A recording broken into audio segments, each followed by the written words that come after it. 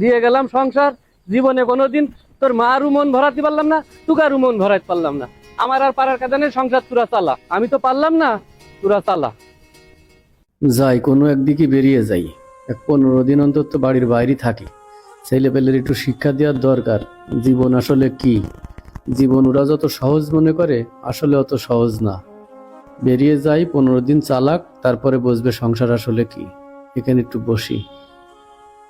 ছেলে পেলে মানুষ সংসার চালাবে না, কি দিয়ে কি করবে না, খাওয়ার কষ্টই করে নাকি। দোস্ত মাসুদের একটা ফোন দিয়ে দিনি। হ্যালো। হ্যাঁ, তুই কোনে আছিস দোস্ত? আমাকে বাড়ির দিকে ঢুকছি, ওই রাস্তায় একটু বসে আছি, একটু আয় তো। না কোনো সমস্যা না, তুই আয়, আসলি বলছি। আচ্ছা।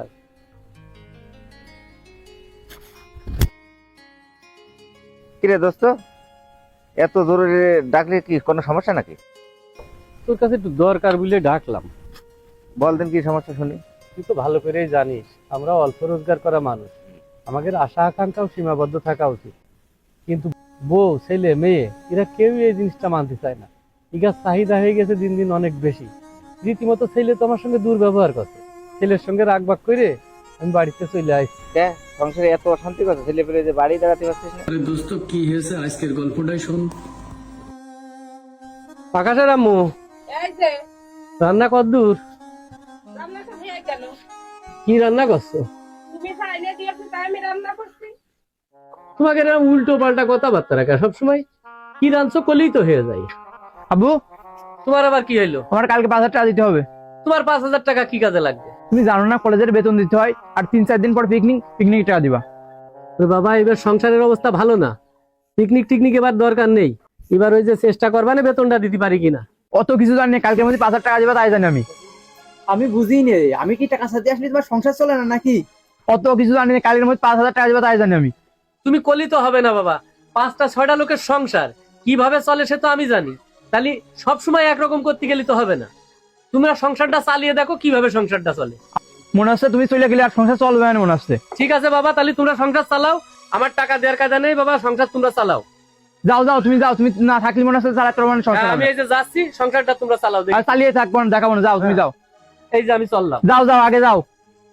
মনে হচ্ছে না থাকলে যে আমরা সংসার চালাতে পারবো না আর।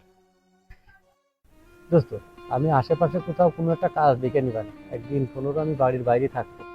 ছেলে পেলে একটু অভিজ্ঞতা হোক যে সংসার আসলে কি জিনিস। তা আমি শুধু তোর কাছে বলে গেলাম, তোর সঙ্গে যোগাযোগ রাখবা না, তুই একটু খেয়াল রাখিস। আর না হোক ছেলে পেলে তো ওরা যেন খাওয়ার কষ্ট মষ্ট কোনো অসুবিধা না পায়, তুই একটু খেয়াল রাখিস। আচ্ছা তুই অবশ্যই আমি খোঁজ রাখবো, তুই আমার দোস্ত না।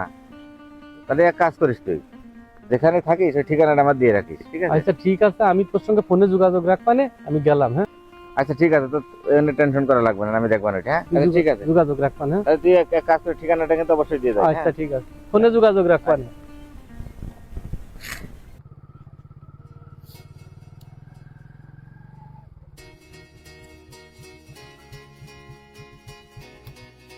রিপন, রিপন বাড়ি আসো।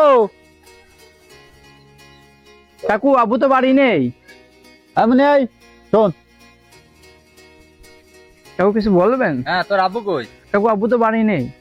বাড়িতে নেই মানে? কালকে টাকা দেওয়ার ডেট দিয়েছে, আজকে বাড়ি নেই মানে? কাকু, আব্বু বাড়িতে ঝামেলা করে আর 10-15 দিন কোনে চলে গেছে জানি না আমরা। ও সব কথা আমি শুনবো না, কনে চলে গিয়েছে না কি হয়েছে। কালকে টাকা দেওয়ার ডেট চলে গিয়েছে, আজকের দিনটা দেখো কনে পাবা, কি করে জোগাড় করবা জানি না। আমি কালকে আবার আসছি, আমার টাকাটা যেন গুছানো থাকে। কালকে এসে যেন আমার দাঁড়াতে না হয়, টাকাটা যেন এসে আমি পেয়ে যাই।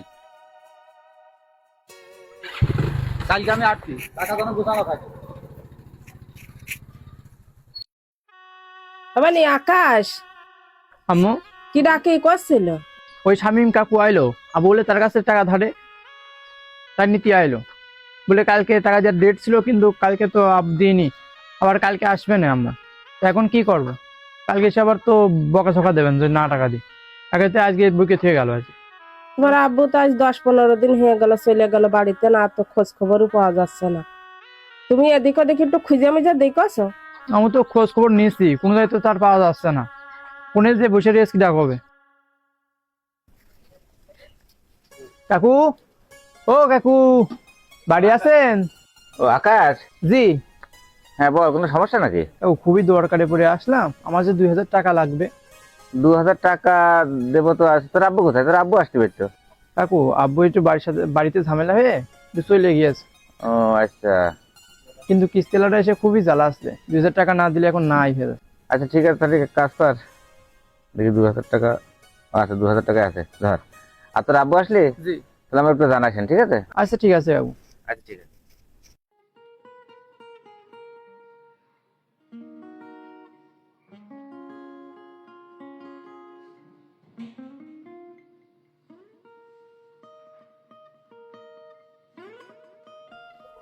ও ভাইয়া, কি হইলো? আব্বুর কোনো খোঁজ পেয়েছো? না, কোনো খোঁজ মোজ পাওয়া যাচ্ছে না। ভাই আমার তো স্কুলের ফি দেওয়া লাগবে, কয় টাকা? 200 টাকা। কাছে তো 100 টাকাও নেই রে মনি।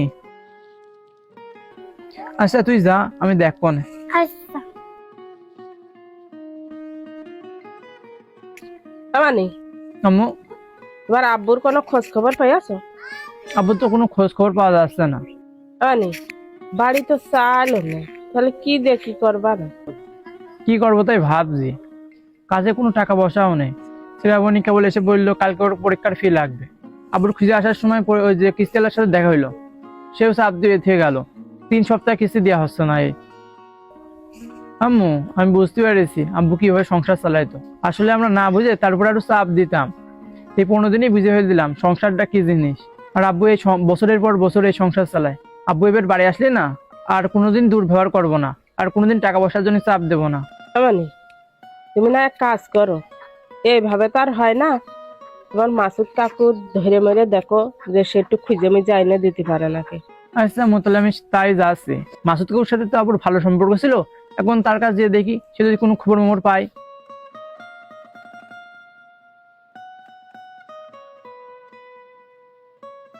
কিরে মানে আবার কি মনে করে? কাকু আব্বুর তো অনেক জায়গায় খুঁজলাম, জমি যেতে পারলাম না। তা আপনার সাথে তো আব্বুর খুব ভালো সম্পর্ক ছিল, তাই আপনি যদি একটু খুঁজে আনার চেষ্টা করতেন। কাকু আমি এই সংসার আর চালাতে পারছি না। কাকু আমার খুব ভুল হয়ে গিয়েছে।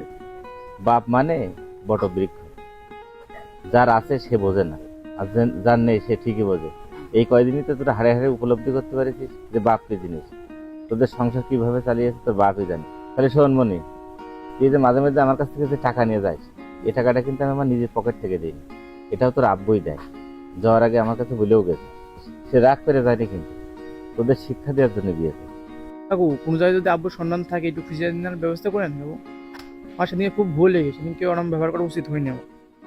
তো যাক, শুনে খুবই ভালো লাগলো যে তোদের শিক্ষা হয়েছে। আর তোর বাপ কোথায় আছে আমি কিন্তু সবই জানি। আচ্ছা ঠিক আছে আকাশ, তাহলে তুই ওঠ গাড়িতে, তোর বাপের কাছে আমি নিয়ে যাচ্ছি, আমি নিয়ে এসে দিচ্ছি। হ্যাঁ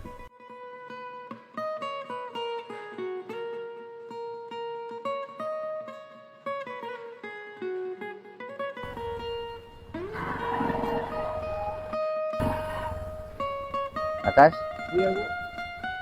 ওই দেখ তোর বাপ কি করতে, দেখ।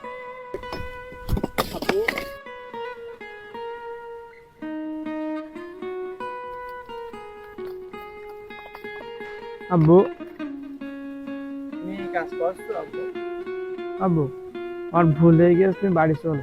কেন বাবা, সংসার চালা।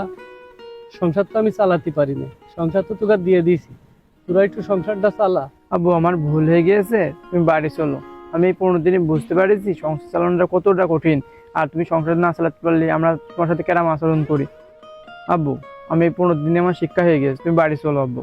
হ্যাঁ রিপন, তাহলে ছেলে যখন ভুল বুঝতেই পেরেছে, ভুল তো মানুষই করে, বুঝলি?